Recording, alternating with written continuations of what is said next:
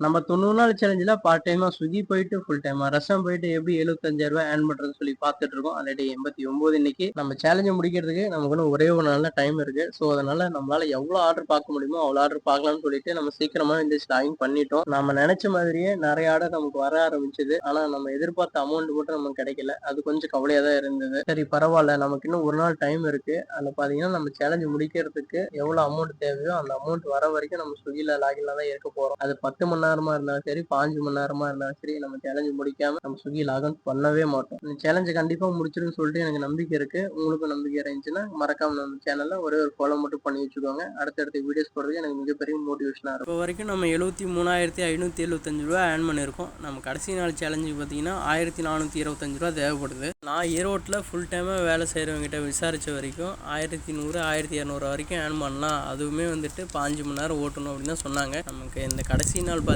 பயங்கர சேலஞ்ச் காத்துட்ருக்கு. நானும் வந்துட்டு வெயிட் பண்ணிகிட்ருக்கேன். நம்ம இந்த சேலஞ்சை முடிச்சு காட்டணும் அப்படின்றதுக்காக. கண்டிப்பாக நம்ம சேலஞ்சை முடிக்கிறோம்.